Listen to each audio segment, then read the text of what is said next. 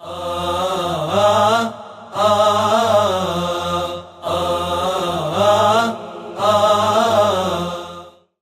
باللہ من الشیطان الرجیم، بسم اللہ الرحمن الرحیم۔ السلام علیکم ناظرین، میں کہکشاں خان ختیجہ ٹی وی کی جانب سے آپ سبھی کو عید غدیر کی مبارکباد پیش کرتی ہوں۔ ناظرین، جیسا کہ ہم سبھی جانتے ہیں کہ آج کا دن ہم سبھی کے لیے کتنا مبارک دن ہے، کتنا بفضیلت دن ہے، اور اس دن کی کیا اہمیت ہے، ان سبھی باتوں پر ہم گفتگو کرنے کے لیے ہم نے اپنے اسٹوڈیو میں زحمت دی ہے محترمہ راضیہ رضوی صاحبہ کو، جو ہم سے ان تمام باتوں پر آج گفتگو کریں گی۔ آئیے ان کا استقبال کرتے ہیں۔ السلام علیکم۔ وعلیکم السلام ورحمۃ اللہ وبرکاتہ۔ محترمہ، سب سے پہلے تو ہم بہت بہت شکر گزار ہیں کہ آپ نے اپنا قیمتی وقت ہم کو دیا۔ سب سے پہلا سوال ہم آپ سے پوچھنا چاہیں گے کہ یوں تو ہم سبھی جانتے ہیں کہ آج کا دن کتنا بفضیلت ہے اور کتنا مبارک دن ہے، کیونکہ آج کے دن رسول اکرم صلی اللہ علیہ وسلم نے غدیر کے میدان میں مولا علی کا ہاتھ بلند کر کے اپنا ولی اور سخی قرار پایا تھا۔ لیکن اصل میں عید غدیر کیا ہے، اس کو ذرا سا آپ تفصیل سے ہمارے ناظرین کو بتائیے۔ بسم اللہ الرحمن الرحیم۔ رب اشرح لی صدری ویسر لی امری واحلل عقدۃ من لسانی یفقہوا قولی۔ کہکشاں، اچھا سوال ہے آپ کا کہ واقعاً ہمیں پتہ ہونا چاہیے کہ یہ کون سی عید ہے، اور بڑی اہم عید ہے جس کو ہمارے آخری نبی محمد مصطفیٰ صلی اللہ علیہ وسلم نے عید اکبر کا نام دیا ہے۔ اور یہ وہ عید ہے کہ جب ہمارے آخری نبی محمد مصطفیٰ صلی اللہ علیہ وسلم کا آخری حج ہے، اور زندگی بھی اب آپ کی اختتام پر ہے، آخری حج ہے، تو آپ جب حج کر کے لوٹ رہے تھے تو یہ ولایت کے لیے بہترین وقت تھا، کیونکہ تمام ممالک سے جہاں جہاں لوگوں کو پتہ چلا تھا کہ اب ہمارے نبی کا آخری حج ہے، تو کافی تعداد میں لوگ آئے تھے، اور تاریخ میں ملتا ہے کہ 1.25 لاکھ حاجیوں کا مجمع تھا۔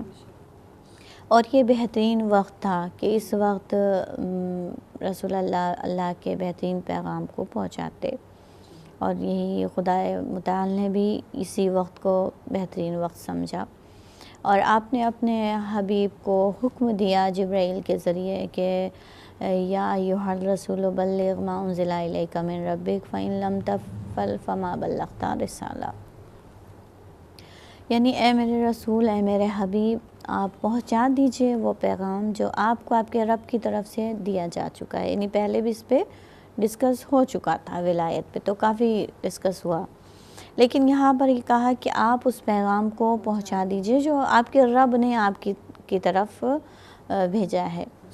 اور پھر جب یہ پیغام آیا تو نبی اکرم صلی اللہ علیہ وسلم نے جو آگے چلے گئے تھے ان کو روکا، جو پیچھے تھے ان کو بھی روکا، اور ان کا انتظار کیا، اور آپ نے پھر پورا واقعہ آپ کو پتہ ہے کہ وہ ماشاءاللہ سے کہ 40 بالان شتر کا ممبر بنایا، اور اس کے بعد آپ مولا کائنات کو اپنے ہاتھوں پر اتنا بلند کیا کہ گویا خود چھپ گئے اور مولا کائنات سامنے نظر آئے۔ گویا کہ رسول بتا رہے تھے کہ دیکھو جب رسالت کا چاند جو ہے وہ غروب ہو جائے گا تو امامت کا چاند طلوع ہو جائے گا۔ تو آپ نے بلند کیا اور فرمایا کہ من کنت مولاہ فہذا علی مولا، 1.25 لاکھ کے مجمع میں حاجیوں میں پہچانوایا کہ جس کا میں مولا ہوں اس کا یہ علی مولا ہیں، انہیں پہچان لو۔ تو یہ پیغام الہی تھا جو آپ نے دیا، جس طریقے سے یہ اہمیت اس لیے غدیر کی ہے کہ جس طریقے سے نماز کا حکم تھا، جیسے روزے کا حکم تھا، جیسے تمام شریعت کے احکام آپ نے پہنچائے، لیکن یہ ایک احکام ایسا ہے جو اختتامی مرحلے میں ہے۔ تو اگر ہم اس کو اپنے لفظوں میں یہ کہیں کہ یہ پیغام کے بعد پروردگار عالم نے ایک مہر لگا دی کہ بس ابھی آخری ہے پیغام، اب اس کو پہنچا دیجئے۔ اور بلکہ اللہ یہاں پہ بھی کہہ رہا ہے کہ یا ایھا الرسول بلغ ما انزل الیک من ربک فإن لم تفعل فما بلغت رسالہ، کہ اگر آپ نے یہ کام نہیں کیا، گویا اگر آپ نے پیغام نہیں پہنچایا تو گویا آپ نے جو کچھ بھی کار رسالت انجام دیا ہے وہ سب رائگاں ہو جائے گا، یعنی کہ وہ سب چیز اتنی محنت ہے وہ سب ختم ہو جائے گی، کیونکہ جب منزل اور اختتام تک کے نہ پہنچ سکے آخری، ہاں یعنی اتنی ساری محنتوں پر ایک یہ مہر ہے کہ بس لگا دی اللہ کی مہر اور مثلا اب دین مکمل ہو گیا۔ اچھا، جب مولائے کائنات کا اعلان ہو چکا اور تو فوری طور پر آیت نازل ہوتی ہے کہ بسم اللہ الرحمن الرحیم الیوم اکملت لکم دینکم واتممت علیکم نعمتی ورضیت لکم الاسلام دینا، کہ ادھر ولایت کا اعلان ہوا، مولائے کائنات کو بلند کیا اور فوراً اللہ نے کہا کہ بس اب شریعت اور احکامات سب کا اختتام ہو گیا اور گویا اپنے دین سے، ہم تمہارے دین سے راضی ہو گئے، ہم نے اتمام نعمت کر دیا، الیوم اکملت لکم دینکم واتممت علیکم نعمتی ورضیت لکم الاسلام دینا، یہ کہہ کے گویا مہر لگا دی۔ تو اتمام نعمت بھی، سبحان اللہ۔ تو محترمہ جیسے کہ آپ بتا رہی ہیں کہ مطلب یہ ولایت کا اعلان ہونے کے بعد اللہ تعالیٰ بھی یہ مہر لگا رہے ہیں کہ آج ہمارا دین مکمل ہو گیا۔ جی بالکل۔ تو ایک سوال میرے ذہن میں یہ آ رہا ہے کہ جیسے کہ 1.25 لاکھ حاجیوں کے سامنے رسول اکرم صلی اللہ علیہ وسلم نے یہ اعلان کیا، مولا علی کی ولایت کا اعلان کیا، تو یہ عید غدیر کل مسلمانوں کی عید ہونی چاہیے یا صرف جیسے کہ ہم لوگ جانتے ہیں کہ صرف آج ایک ہی فرقہ اس عید کو منا رہا ہے؟ تو اس پر آپ ذرا سا کہکشاں آپ نے بہت اچھا سوال کیا ہے، اور اس سوال میں کافی لاجک ہے آپ کے سوال میں، کہ یہ ایک فکر ہونا چاہیے ماشاءاللہ سے، جو بار بار ہم کو قرآن ایک فکر کی دعوت دیتا ہے کہ افلا تفکرون، تو غور کرو، فکر کرو۔ تو آپ نے بہت ایک فکری سوال کیا اور بہت اچھا لگا مجھے کہ کیا یہ عید غدیر تمام امت مسلمہ کے لیے ہے یا یہ عید پھر خالص ایک فرقے کے لیے ہے؟ آخر یہ عید کس کی ہے؟ سب کو منانی چاہیے بس ایک ہی فرقہ؟ بہت اچھا آپ کا سوال ہے۔ تو دیکھیے، ہم یہاں پر اگر ایسے گفتگو کریں گے تو مجھے لگتا ہے کہ شاید کیونکہ بات آپ نے تمام امت مسلمہ کی ہے، تو میں چاہوں گی کہ میں جواب بھی ایسا دوں کہ امت مسلمہ میرے جواب سے کہیں نہ کہیں ان کو مطمئن ہو، اطمینان ہونا چاہیے۔ تو میں کہوں گی کہ ہم اسی آیت سے ہی آپ کو جواب دینا چاہوں گی کہ اگر ہم آیت کو غور کرتے ہیں، آیت میں فکر کرتے ہیں، تو آیت یہ کہہ رہی ہے کہ جہاں پر اختتام ہوا ہے کہ الیوم اکملت، تو الیوم آج کے دن، اکملت کامل ہوا، دین آج کے دن کامل ہو گیا۔ دین کے اختتام کا نام غدیر ہے، مکمل جہاں پہ ہوا ہے دین اسلام، وہ مقام کا نام غدیر ہے۔ اچھا، اب جو یہ آیت کہہ رہی ہے کہ الیوم اکملت لکم دینکم، اکمل کے معنی کیا؟ اکمل کے معنی کیا ہوتے ہیں؟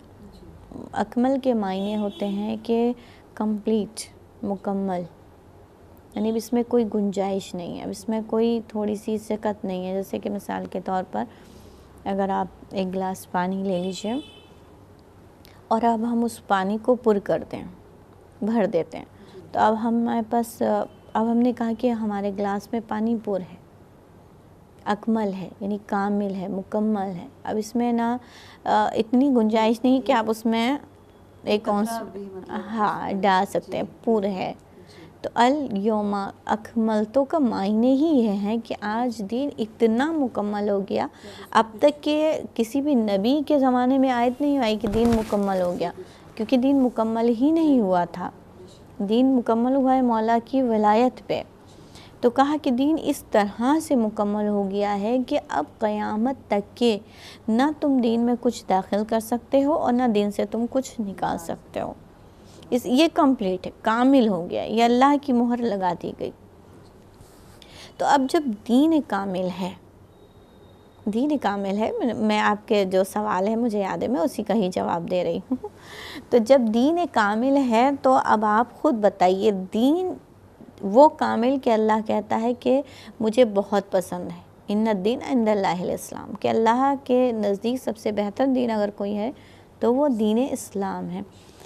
تو اب یہ رسول اللہ کی شرعی ذمہ داری بھی ہے کہ دین کامل کو اسلام کامل کے حوالے کرے، ہے نا. دین کامل کو انسان کامل کے حوالے کرے، کیونکہ اگر ہم نے دین کامل کو کسی ناقص کے حوالے کر دیا تو کیا ہوگا بھئی. اگر ہم کوئی اہم چیز ہو اور ہم کسی نااہل کو دے دیں تو اس کی ویلیو ہی نہیں پتہ چلے گی نا. اسے پتہ ہی نہیں کہ ہے کیا چیز. یا مثلا اب یہ دین ہے، شریعت ہے، اللہ کی کتاب ہے، تو اگر اللہ کی کتاب میں بہت ساری آیتیں ایسی ہوتی ہیں کہ جو واضح ہیں، کچھ متشابہ ہیں، کچھ ایسے الفاظ ہیں کہ جس میں اشارتیں ہیں، اشارے ہیں. تو قرآن مجید اور یہ دیکھا بھی کیا کہ جب کوئی بھی پریشانی ہوئی تو پھر وہ مولا کائنات کے دروازے پہ آئے، یعنی کہ وارث قرآن ہے. تو اب دین اور شریعت کو اسی کے حوالے ہی کیا جا سکتا ہے جو انسان کامل ہو. اب سوال یہ پڑتا ہے کہ انسان کامل کون؟ دین کامل کو انسان کامل کے حوالے کریں گے نا. تب اس انسان کامل کیا ہے؟ کامل اس کو کہتے ہیں جہاں کوئی بھی تھوڑی سی گنجائش نہ ہو. اچھا اب ہم لوگ ہیں، اب دیکھتے ہیں کہ مثلا اگر کوئی انسان کسی فیلڈ میں ماہر ہوتا ہے تو وہ اپنی ہی فیلڈ میں بہت زیادہ اسپیشلسٹ ہو جاتا ہے. جیسے اگر کوئی ڈاکٹر ہے تو پتہ چلا کہ ہاں وہ اسپیشلسٹ ہیں، بہت اچھے ہیں، بہت ماہر ہیں اپنی فیلڈ میں. وہ ماشاءاللہ سے ان کا کوئی بدل نہیں ہے، ان کا کوئی مقابلہ نہیں ہے. لیکن اگر کوئی بہت بہترین ڈاکٹر یا کوئی بہت بہترین وکیل ہے، کیا کہ بھئی آپ کو کیس اگر واقعاً جیتنا ہے تو آپ فلاں کے پاس جائیں، وہ بہت بہترین جو ہیں. یا کوئی بہت لذیذ کھانا بنانے والا ہے تو پتہ چلا کہ ان سے بہتر جو ہے کوئی کوک نہیں ہے، یہ بہت بہترین لذیذ کھانا بناتے ہیں. یا کوئی بہترین لباس. تو کہنے کا مقصد یہ ہے کہ کوئی بھی بندہ ہو وہ اپنی فیلڈ میں ایک فیلڈ میں جائے گا، اور اگر دوسری طور پر فوری طور پر اگر آپ ان سے یہ بات کہہ دیں کہ بھئی آپ ڈاکٹر صاحب ہیں، آپ آپریشن کرتے رہتے ہیں، لیکن آپ ذرا ان کے 2 کپڑے بھی سی دیجئے، تو بتائیے کیا وہ سی پائیں گے؟ نہیں سی سکتے. یا مثلا کوئی بہت اچھا، بہت بہترین اپنے کسی بھی فیلڈ میں ہے، مثال کے طور پہ کہ کوئی بہت اچھا ٹیلر ہے، آپ اسے کہیں کہ بھئی تم کپڑے بھی کاٹ دو تو آج ان کا آپریشن کر دو بھئی، تو ہم کہے گا کہ نہیں میں نہیں کر سکتا. تو ہر انسان دوسری فیلڈ میں، ایک فیلڈ میں وہ کامل ہے تو دوسرے میں فوراً وہ ناقص ہے. نہیں کوئی نہیں کہہ سکتا کہ مجھے دنیا کی ساری زبانیں آتی ہیں، کوئی نہیں کہہ سکتا. تو دین تو قیامت تک کے لیے ہے، ہر زبان والوں کے لیے ہے، ہر فکر والوں کے لیے ہے.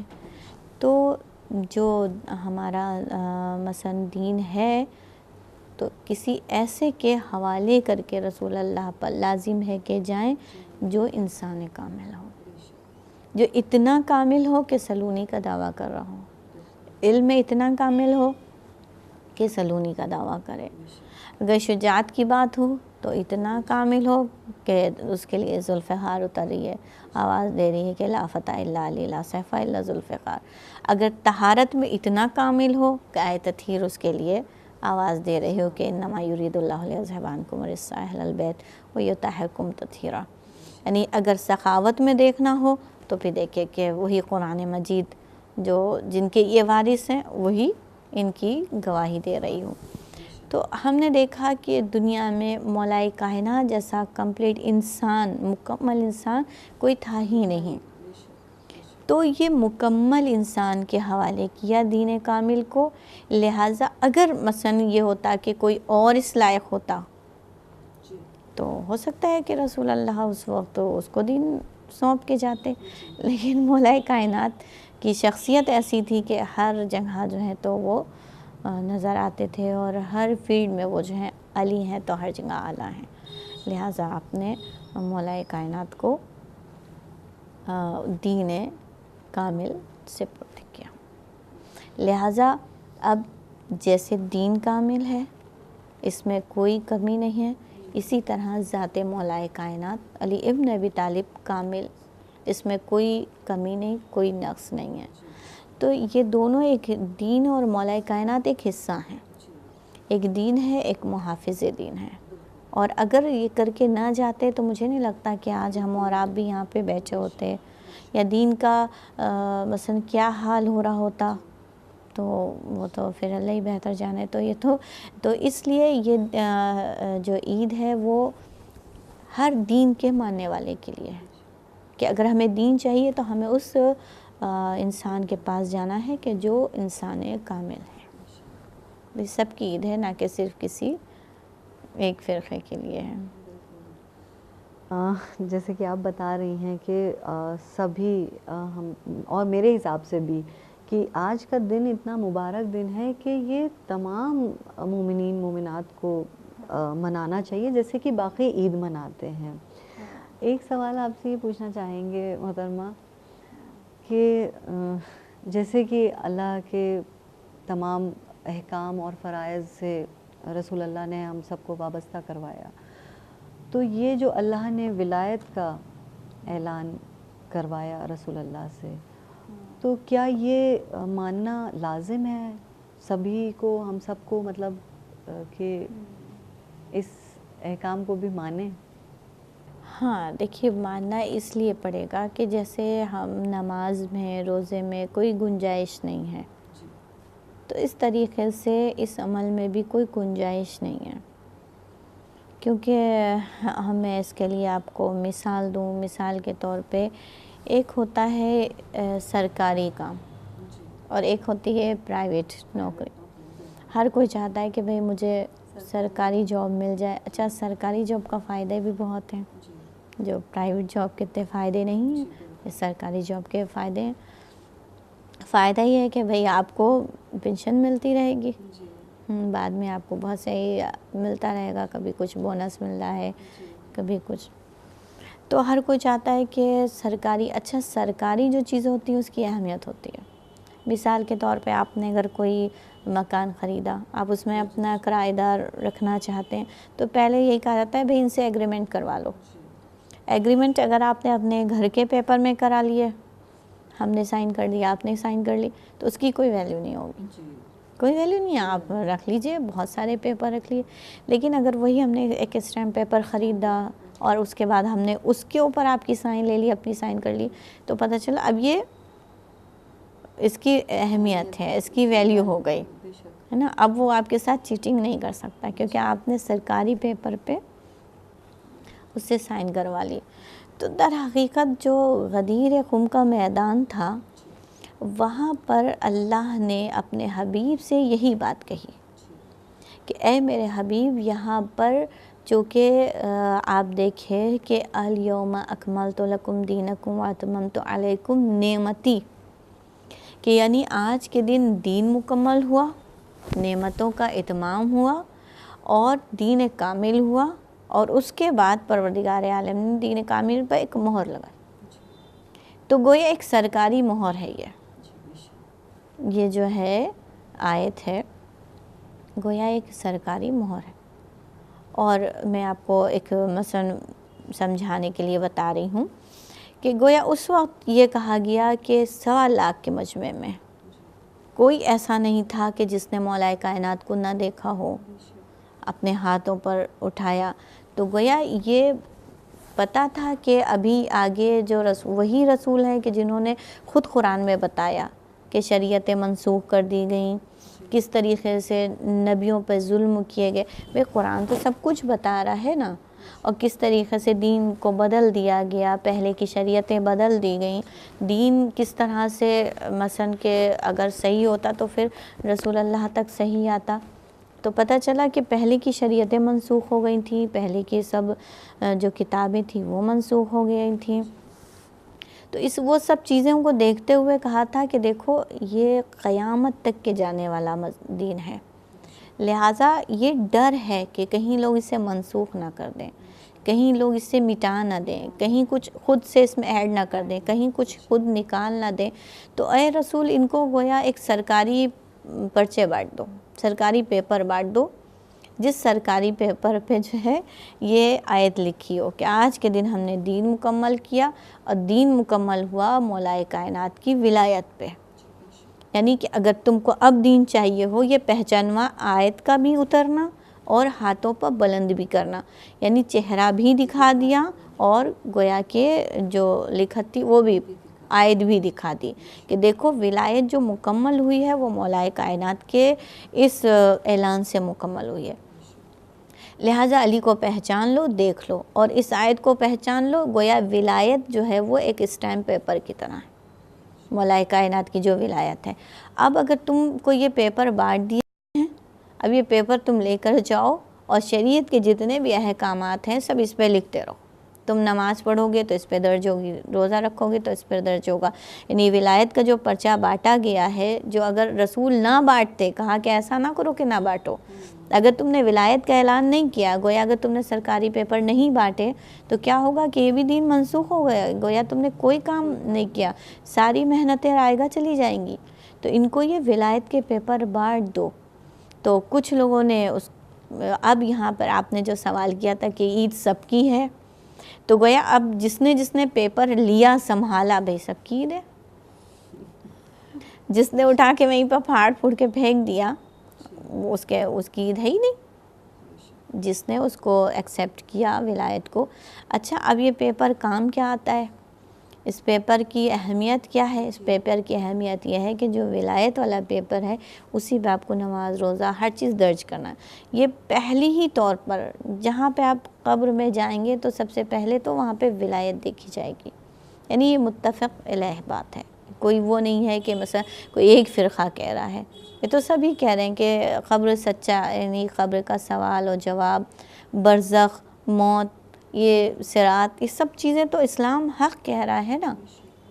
تو جو پرچے بانٹے گئے ہیں تو پہلا کام فرشتوں کا یہی ہوگا کہ وہ پوچھیں گے کہ بھئی اپنا نامہ اعمال دکھاؤ.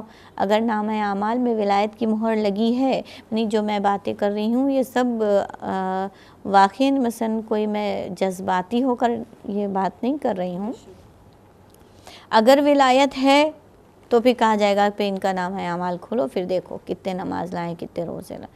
اگر ولایت ہی نہیں تو فوراً ہی وہیں پر فائل کو بند کر دیا جائے گا کہ اس میں سرکاری تو مہر ہے ہی نہیں.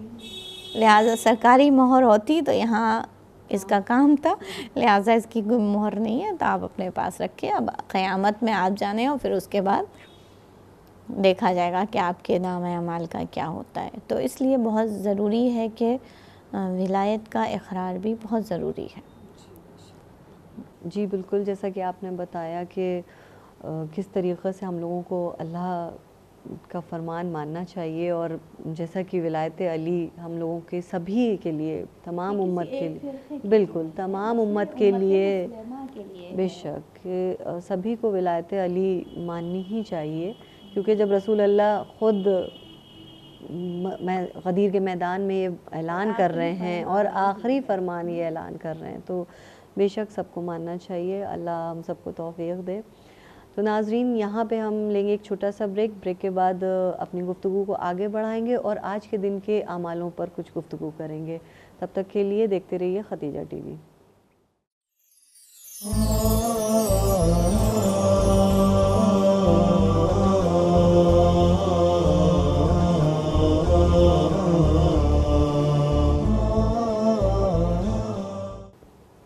بریک کے بعد ہم پھر حاضر ہیں. ناظرین، ہم نے اب تک کی آج کے دن کی فضیلتیں اور اہمیت کے بارے میں گفتگو کری. اب ہم گفتگو کریں گے آج کے اعمال پر. چلیے ہم اپنی بات کو آگے شروع کرتے ہیں اور آج کے اعمال کے لیے جانتے ہیں. اس کے اس دن کیا کیا کرنا چاہیے، یعنی اس دن ہمیں آج کے اعمال ہاں جیسے دیکھیے اللہ کا شکر ہے کہ واقعی ہم لوگ کتنا شکر کریں. ایک بہت بڑا مقام شکر ہے کہ اللہ یہ عید کیا ہوتی ہے؟ یہ ایک بندوں کو مثلا بخشنے کے ایک بہانے ہیں. آپ دیکھیں مثلا اللہ ایک انعامات دینے کے بہانے تلاش کرتا ہے کہ، اور بہت ہی چھوٹی چھوٹی چیزوں پہ. یہ نہیں ہوتا ہے کہ وہ ہم سے میری استطاعت سے زیادہ، میری طاقت سے زیادہ وہ کچھ مجھ سے طلب کرے یا مجھ سے مانگے، اس کے بدلے میں وہ ہم کو بڑی بڑی نعمتیں دیتا ہے. جیسے کہ اب مثال کے طور پر جب عید غدیر، عید کا دن آیا تو اس دن جیسے ہم نے، اب اس دن کے لیے ہے کہ غسل کرے. اب ہر عید میں ہے، آپ دیکھیں جیسے کہ 15ویں شعبان ہے، اس میں بھی غسل ہے. ابھی آپ کے جو اعمال گزرے ہیں عید کے، اس میں بھی غسل ہے. تو ہر عید میں ہمارے کیا غسل ہے. اور آپ دیکھیں غور کرنے کا مقام یہ ہے کہ غسل ہم کرتے ہیں، لیکن یہ اللہ کا کتنا بڑا کرم ہے کہ وہ اس غسل کے ذریعے ہمارے گناہوں کو معاف کر دیتا ہے. تو اس دن کا بھی غسل ہے. اچھا، غسل میں یہ بھی اللہ نے ہمیں چھوٹ دی ہے کہ ہم جب غسل کریں تو غسل کے ساتھ ہم صرف یہ نہیں کہ بس آج عید کا غسل ہے تو ہم نے صرف عید کی نیت سے ہی کر لیا اور ہم نے کہا کہ بھئی میں غسل کرتی ہوں میں عید کے روزے عید کا نہیں، بلکہ اگر شب کا ہے تو ہم اس میں بھی کر سکتے ہیں کہ ایک غسل میں بہت ساری نیت کر لیتے ہیں. جیسے غسل اگر جمعہ ہے تو غسل جمعہ بھی کر لیا. اور اکثر یہ ہوتا ہے جیسے غسل صحت و عافیت، یہ تو میرا خود کا آزمایا بھی ہوا ہے کہ انسان اگر تھوڑا سا لگ رہا ہے کہ کچھ ویکنس لگ رہی ہے، تھوڑا ڈل لگ رہا ہے، اور آپ جا کے غسل کر لیے اور غسل میں نیت کے ساتھ کریے میں غسل کرتی ہوں، غسل صحت و عافیت، غسل توبہ، غسل طہارت، جو بھی آپ اپنے غسل زیارت، کہ جب آپ زیارت کرنے کے لیے جاتے ہیں تو غسل زیارت، یعنی ایک غسل میں آپ اتنے سارے نام لیتے ہیں. اور جس وقت آپ، جیسے میں نے کہا کہ آزمایا ہوا ہے کہ مجھے تھوڑا سا ویکنس لگ رہی ہے تو میں کہا جائیں تو غسل کر لیں. ایک ہوتا ہے آپ ایسے ہی نہ لیے، غسل کر لیتے ہیں تو اس میں واقعی لگتا ہے کہ ہاں مجھے صحت ملی. تو جب یہ غسل کرے تو اس ارادے سے کرے کہ غسل توبہ میں کرتی ہوں. ہاں، تو غسل توبہ کرے تو جب سر پہ پانی ڈالتا تو لگتا ہے کہ ہاں چلو ہم اللہ نے ہم سب گناہ ہمارے معاف ہو گئے. تو مین تو اس دن غسل کرنا ہے. اس کے علاوہ پھر 2 رکعت نماز ہے. تو 2 رکعت نماز کا جو طریقہ ہے اس میں 2 رکعت نماز کا طریقہ یہ ہے کہ ہم پہلی رکعت میں سورہ الحمد کے بعد سورہ قل هو اللہ پڑھیں گے 10 بار، اور پھر 10 مرتبہ سورہ توحید، پھر 10 مرتبہ آیت الکرسی، اور 10 مرتبہ انا انزلنا. یعنی سورہ الحمد ہم نے ایک بار پڑھ لیا، اس کے بعد میں 10 مرتبہ سورہ توحید کی تلاوت کی، پھر 10 مرتبہ آیت الکرسی کی تلاوت کی، اور 10 مرتبہ انا انزلنا ہم نے پڑھا. اور یہ 1 رکعت نماز ہو گئی. اور پھر جو دوسری رکعت ہے وہ بھی اسی طرح سے، ہاں اسی طرح سے پڑھی جائے گی. اچھا، پھر جب یہ نماز پڑھ لیتے ہیں تو اس کے بعد سجدے میں جائیں. پھر مفاتیح الجنان میں دعائیں دی ہیں، جس سے اعمال کرنا ہے تو مفاتیح سے بھی دیکھ سکتے ہیں. اور ماشاءاللہ آج کل تو واٹس ایپ کا زمانہ ہے، سب ایک دوسرے کو ہاں شیئر بھی کرتے رہتے ہیں، تو آپ کر سکتے ہیں. مگر یہ ہے کہ جب یہ نماز پڑھتے ہیں آپ دیکھیں کہ پروردگار عالم کا کرم دیکھیے کہ کہتے ہیں کہ اگر کوئی جس طرح سے یہ اعمال دیے ہوئے ہیں، یہ نماز ہے، نماز دی ہے، یہ ہم نے روزہ رکھا ہے، روزہ بھی ہے، تو جو روزے کا ثواب ہے وہ بھی بہت عظیم ثواب ہے. اور جو نماز ہے اس کا ثواب یہ ہے کہ اگر آپ نے 2 رکعت نماز پڑھی، اس کے بعد سجدے میں دعا ہے، پھر اس کے بعد شکر ہے، تو پروردگار عالم اس کا صلہ یہ دیتا ہے کہ 1,00,000 حج اور 1,00,000 عمرے کا ثواب دیتا ہے. آپ دیکھیے، اور وہ بھی مثلا یہ کہا جا رہا ہے کہ 1,00,000 حج اور 1,00,000 عمرہ وہ بھی مقبولہ. یہ نہیں کہ مثلا جس میں کوئی شک ہو. یوں تو کتنے زیادہ شرائط ہیں حج کے، اور بہت زیادہ شرائط ہیں، تو ہم ان شرائطوں کے ساتھ شاید نہ اپنے وہ اطمینان ہو پائے کہ آیا قبول ہوا. لیکن یہ بات ہے کہ مقبولہ ہے، یہ بھی اللہ کہہ رہا ہے کہ گویا تم نے جب یہ نماز پڑھ لی تو 1 لاکھ حج اور 1 لاکھ عمرے کا ثواب مل رہا ہے. اور جو ہم نے روزہ رکھا تو روزے کا ثواب، اللہ اکبر، آپ سوچیے 60 سال کی تو زندگی بھی نہیں ہے تو 60 سال کے گناہوں کا کفارہ ہے. ہم نے آپ سے پہلے بھی کہا تھا کہ کشاں کہ آپ غور تو کریں کہ واقعاً پروردگار عالم کتنا عطا کرنے والا ہے. کہ اب دیکھیے مثلا کہ اگر 1 دن روزہ، جبکہ مجھے نہیں لگتا روزہ بہت کوئی ایسی مثلا وہ ہے کہ رکھ نہیں سکتے، اس میں کوئی بہت زیادہ مشکل ہے، طوالت ہے. میں تو یہی سوچتی ہوں کہ جس نے کھانے کو دیا اسی نے تھوڑی دیر منع کر دیا، تو اس میں کون سی بہت بڑی دقت کی بات ہے. تو 60 سال کے روزے اب ایسا گناہوں کا کفارہ ہے اگر 1 دن روزہ رکھ لیا. اور اس کے علاوہ آج کے اعمال میں جو بہترین عمل ہے وہ یہ ہے کہ اس دن اللہ کی راہ میں انفاق کرنا، اللہ کی راہ میں خرچ کرنا. اور انفاق کی بات آتی ہے تو بہت لوگ ڈر جاتے ہیں، دینے سے ڈر جاتے ہیں کہ ارے سمجھ میں نہیں آتا ہے. ہاں نہیں دیکھیے یہ ضروری نہیں ہوتا کہ ہم، اچھا ہے کہ اگر حقدار ہے ہم اس کو ڈھونڈ لیں اور اس تک پہنچا دیں. انفاق، جہاں پروردگار عالم نے انفاق کا بہت زیادہ تذکرہ کیا ہے، تو انفاق لوگ ڈرتے ہیں کہ شاید صرف پیسوں کا ہے انفاق، جبکہ انفاق صرف پیسوں کا نہیں ہے، دولت کا انفاق نہیں. انفاق سے مراد یہ کہ آپ ہر چیز اللہ کی راہ میں دے سکتے، انفاق کر سکتے، حتیٰ کہ اچھی رائے دینا بھی. یہ بھی آپ کسی کو اچھی رائے دے رہے ہیں، یہ بھی انفاق ہے. یعنی کہ آپ کسی کو غلط راہ کہیں جا رہا ہے آپ اس کو روک رہے ہیں تو یہ بھی انفاق ہے. اگر آپ کچھ نہیں ہیں تو آپ کسی مومن کو مسکرا کر دیکھ سکتے ہیں تو یہ آپ کی مسکراہٹ بھی انفاق ہے. تو مین چیز ہے اس دن اللہ کی راہ میں خرچ کرنا اور خدا کی راہ میں دینا. اور اس کا دیکھیے ایسے تو ہر دن دینا ایک معنی رکھتا ہے، ایسا نہیں ہے کہ کوئی بھی کبھی بھی آپ خدا کی راہ پہ دیں تو وہ رائے گا تو نہیں جائے گا، لیکن ہر چیز کی ایک بہار ہوتی ہے.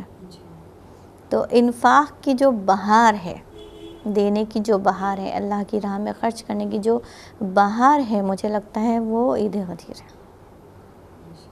جیسے کہ ساری راتوں کی بہار شب قدر ہے، مہینوں کی بہار جو ہے تو وہ رمضان ہے. تو انفاق کی جو بہار ہے وہ مجھے لگتا ہے کہ وہ عید غدیر ہے. یعنی کہ اس کے لیے کہا جاتا ہے 1 درہم اگر آپ اللہ کی راہ میں خرچ کرتے ہیں تو وہ آپ نے 1000 درہم خرچ کیا. تو آپ سوچ سکتے ہیں کہ کتنی بڑی چیز ہے اللہ کی راہ میں انفاق کرنا. اور کہتے ہیں کہ اس دن دینا، اور اگر یہی دینے کی بھی اپنی اپنی الگ الگ ویلیوز ہیں. جیسے کہ آپ کسی اپنے کو دے رہے ہیں، سب سے پہلے تو ہمیں یہ دیکھنا پڑتا ہے کہ ہم کسی کو دے رہے ہیں تو اگر میرا کوئی اپنا ہے، عزیز ہے اور مستحق ہے، اس کو دے رہے ہیں تو وہ بھی ایک ثواب ہے. ہمارا پڑوسی ہے اس کو دے رہے ہیں وہ بھی ایک ثواب ہے. لیکن انفاق میں سارے انفاق تو ہیں، بہت اچھی چیز ہے، لیکن جو سب سے بہترین اللہ کی راہ میں جو خرچ ہے وہ ہوتا ہے والدین کے ساتھ نیکی. والدین کے ساتھ کی ہوئی نیکی بہت اہمیت رکھتی ہے. تو مجھے لگتا ہے کہ میں نے کتاب میں تو نہیں پڑھا ہے یہ بات میں، مگر میں خود اپنا ذاتی تجربہ بتاؤں کہ اس دن اپنے والدین کے ساتھ اوپر بہت زیادہ مہربان ہونا چاہیے. اور ان کے لیے جو کچھ ہو سکتا ہے آپ اپنی ماں کے لیے، اپنے باپ کے لیے جو کچھ ہو سکتا ہے کریں. جیسے مثال کے طور پر آپ اس دن جب 1 درہم کا اتنا ثواب ہے، اور اللہ کا یہ قانون، یہ تو میں بالکل آپ کو فیکٹ بتا دوں کہ زندگی کے تجربات بھی میں آپ کے سامنے شیئر کرتی رہتی ہوں، ناظرین کے سامنے شیئر کرتی ہوں. ہر چیز کتابوں میں نہیں ملتی ہے. کہ یہ تجربہ ہے، اگر آپ نے 1 دیا ہے تو 10 آپ کو ریٹرن میں ملنا ہی ہے. تو مجھے حیرت ہوتی ہے کہ لوگ دینے میں اتنا زیادہ بخل کیوں کرتے ہیں، جبکہ آپ کو یقین ہے کہ آپ ایک دیں گی تو 10 تو آپ کو ملنا ہی ملنا ہے۔ تو آپ مجھے لگتا ہے کہ اس دن زیادہ تر کوشش کریں، میں نے پڑھا نہیں، بار بار کہہ رہی ہوں کہ کوئی مجھ سے پوچھ لے بھئی آپ نے کہاں سے پڑھا ہے، تو پھر میں نہیں بتا پاؤں گی۔ اپنی ماں کے لیے اس دن اچھا جوڑا لے جائیں، اپنے باپ کے لیے لے جائیں، یا اپنا کوئی خاص عزیز و اقربا ہے کہ بھئی جب آپ یہاں پر 1 درہم کا اتنا مل رہا ہے آپ کو، تو اس کا مطلب ساری لیڈیز کو پہننا اوڑھنا زیادہ اچھا لگتا ہے تو مجھے لگتا ہے آخرت کے لیے اپنا لباس جمع کرتی رہیں، تو یہاں پہلے راہ خدا میں دیں گی تبھی تو ملے گا۔ جیسے شہزادی زہرا کی یہ حدیث اور یہ بات مجھے بہت پسند آتی ہے کہ آپ نے فرمایا کہ جو دنیا اور آخرت کے توشے کے بارے میں گفتگو ہو رہی تھی، کہ مثال کے طور پر مجھے معلوم ہے کہ آپ میرے ساتھ چل رہی ہیں اور میں راستے میں جا رہی ہوں اور آپ مجھ سے کہیں کہ میرے پاس کافی لگیج ہے، میرے ہاتھ میں سارے شاپنگ بیگس ہیں ہمارے پاس، تو آپ نے کہا بھئی خواہر آسیہ مجھے آپ دے دیں کہ میں آپ کا اٹھا لوں اور میں آپ کو آپ کی منزل پہ دے دوں گی، اور ہم نے سوچ رہے ہیں پتہ نہیں کہ مجھے دیں گی کہ نہیں دیں گی، جبکہ مجھے معلوم ہے کہ میں اتنا وزنی اٹھا بھی نہیں پا رہی ہوں، اور میں اٹھا کے لے بھی جاؤں گی تو آگے ایک ایسی منزل ہے کہ جہاں پر کچھ لوگ مجھ سے چھین لیں گے، لے لیں گے، اور یہ میں اپنی منزل تک نہیں لے جا پاؤں گی، اور آپ مجھ سے وعدہ کر رہی ہیں، آپ مجھ سے بات کہہ رہی ہیں کہ نہیں آپ مجھے دے دیجئے، میں آپ کو منزل تک کے پہنچا دوں گی، یہ میرا وعدہ ہے اور سچا وعدہ ہے کہ میں آپ کو منزل تک پہنچا دوں گی۔ تو یہیں پہ شہزادی کہتی ہیں کہ مجھے بڑی حیرت ہوتی ہے کہ یہاں پہ لوگ اپنا بوجھ خود اٹھا رہے ہیں، یہ نہیں کہ یہی بوجھ اٹھا کے راہ خدا میں دے دیں تاکہ ان کو پھر وہاں پہ بخیر و عافیت مل جائے، کیونکہ ہم تو جائیں گے سب کچھ چھوڑ دیں گے، موت تو سب کچھ لے لے گی نا۔ تو کیا بہتر ہو کہ ہم عید غدیر کے دن جو چیز ہمیں پسند ہو، جو چیز ہمیں پسند ہو وہ چیز ہمیں انفاق کریں، اور ویسے ہونا بھی یہی چاہیے، لیکن اکثر ہم لوگوں کا نیچر یہ ہوتا ہے کہ ہم وہ چیز دیتے ہیں کہ جو ہمیں نہیں پسند ہوتی ہے، لیکن مجھے لگتا ہے عید غدیر تو وہی دینا چاہیے جو ہمیں پسند ہو۔ اپنے والدین کے ساتھ نیکی کریں، اور پھر کہتے ہیں کہ اس دن اگر کسی نے روزہ کھلوایا، ہاں کیونکہ اس دن روزے کا بھی بہت زیادہ ثواب ہے، ابھی میں نے آپ سے بتایا کہ روزہ 60 سال کے روزوں کا کفارہ ہے، تو اگر کوئی کسی کا روزہ کھلوا دے تو اس کا تو بہت زیادہ ثواب ہے۔ کہتے ہیں کسی ایک بندے کا اگر آپ نے اس دن روزہ کھلوایا تو گویا آپ نے 1,24,000 انبیاء کو کھانا کھلایا۔ آپ سوچئے یہ اتنی وزنی چیزیں ہیں کہ ہم لوگ اس کو سنبھال نہیں سکتے ہیں، اس کے لیے بہت ضروری ہوتا ہے کہ واقعاً اس چیز کو درک کیا جائے، ورنہ ہوتا ہے کہ اچھا ہم نے سنا، آپ نے سنا، میں نے بتایا، میں نے پڑھا، ہاں اچھا اتنا ثواب ہے، لیکن ایک بار اپنی ریئل زندگی میں سوچیں کہ اگر کوئی آیت اللہ ہمارے گھر آ جائے، ایک آ جائے، مثال کے طور پہ آیت اللہ سستانی کی اگر ہم دعوت کر لیں یا آیت اللہ خامنہ کی ہم لوگ دعوت کر لیں تو کتنا خوش ہوئیں گے ہم کہ ہم نے اتنے بڑے آیت اللہ میرے گھر آئے، تو ہم کتنا فخر کریں گے، نہ کہ مثلاً یہ ہے کہ آپ نے 1,24,000 انبیاء کو کھانا کھلایا، تو وہ دن کتنا عظیم دن ہے، بہترین عید ہے، اور اس دن ہم لوگوں کو چاہیے کہ زیادہ سے زیادہ انفاق کریں۔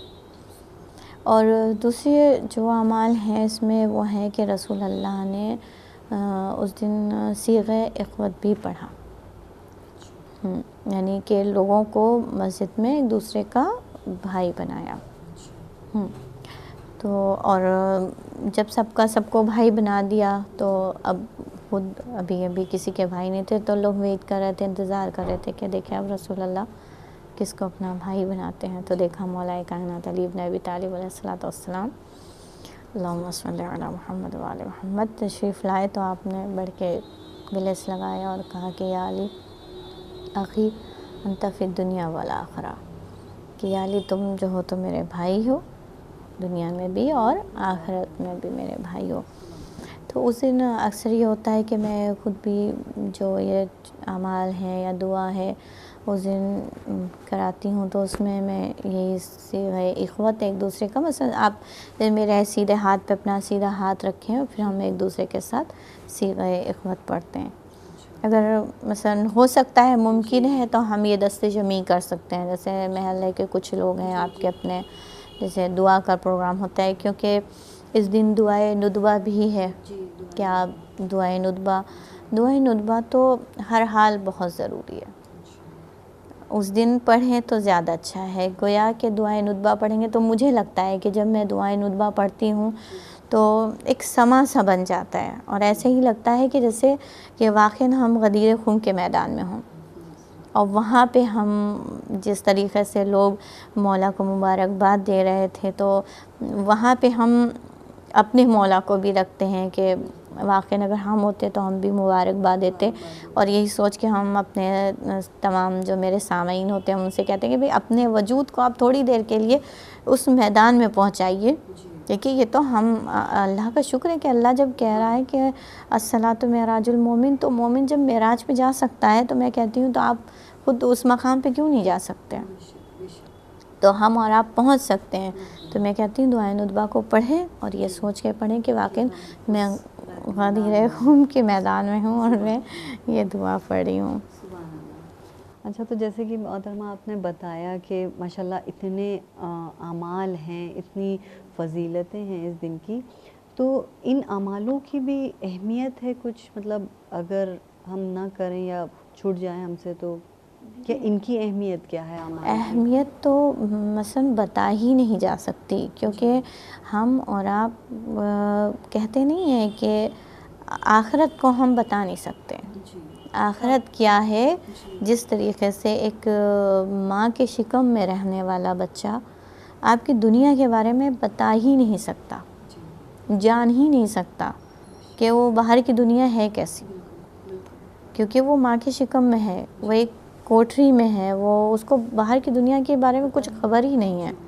تو اس لیے جو اہمیت ہے غدیر کی، مجھے لگتا ہے کہ اگر ہم یہی مثال اپنے لوگ کے لیے دیں تو بہتر ہوگا کہ ہم اس کی اہمیت کو اور آخرت کو جان نہیں سکتے اسی طرح سے کہ جیسے کوئی بچہ ماں کے شکم میں باہر کی دنیا کو جان نہیں سکتا، کہ اس دن کی کیا اہمیت ہے، کیا فضائل ہیں، اور اگر ہم سے چھوٹ جاتے ہیں تو میرا کتنا بڑا نقصان ہو رہا ہے. یہ تو جیسے کہ مثلاً اکثر بہت سے ایسے لوگ ہوتے ہیں جو سفر میں ہیں کہیں پہ، یا کسی وجہ سے کوئی بیماری ہے ایسی کہ وہ مثلاً یہ اعمال ادا نہیں کر پا رہے ہیں، یا کوئی اور کسی پریشانی میں مبتلا ہیں کہ وہ اعمال یہ نہیں کر پا رہے ہیں اور ان سے چھوٹ رہے ہیں یہ اعمال، تو وہ لوگ کیا کریں؟ اس کو مطلب کس طریقے سے مکمل کریں گے؟ دیکھیے ہوتا تو یہی ہے کہ جیسے نماز کی جو فضیلت کا وقت ہے، اگر وہ ہم سے چھوٹ جائے تو ہم دوسرے وقت پہ وہ فضیلت حاصل نہیں کر سکتے. وہ کیونکہ وہ فضیلت تو چلی گئی نا، ہم وہ چیز حاصل تو نہیں کر سکتے. لیکن ہاں پھر بھی یہ ہے کہ پرابلم ہے تو ہم کیا کریں؟ تو بہتر یہ ہے کہ اس دن اگر کوئی سفر میں ہے یا معذور ہے، کچھ کر ہی نہیں سکتا ہے، اس کے پاس کچھ بھی نہیں ہے، کہ وہ بول بھی نہیں سکتا ہے، کہ وہ انفاق بھی نہیں کر سکتا، کہ وہ اچھی رائے بھی نہیں دے سکتا، حتیٰ کہ وہ مسکرا بھی نہیں سکتا ہے، تو پھر وہ کرے کیا؟ تو مجھے لگتا ہے کہ وہ پھر ولایت کا اس دن بے پناہ شکر ادا کرے. جو ولایت اللہ نے ہم لوگوں کے دلوں میں ڈالی ہے، جو دے دی ہے، اس کا شکر ادا کرے. کیونکہ ولایت کے بغیر تو کچھ ہے ہی نہیں، کچھ ہے ہی نہیں، بالکل کچھ ہے ہی نہیں، زیرو ہو جاتا ہے، مطلب کوئی ویلیو ہی نہیں ہے کسی چیز کی. اور اگر ولایت مل گئی تو اس دن اللہ کا شکر ادا کرے. اور ہر دن بلکہ ہماری ہر شریعت اور ہر عمل کے پیچھے جو ایک بہت بڑا ریزن ہے وہ یہی ہے کہ انسان گناہ سے بچے، ہے نا. ہاں تو گناہ سے بچے، کوشش کرے کہ اس دن کوئی گناہ سرزد نہ ہو، اور کوشش کرے کہ زیادہ سے زیادہ وہ شکرانے نعمت اللہ کی ادا کرے.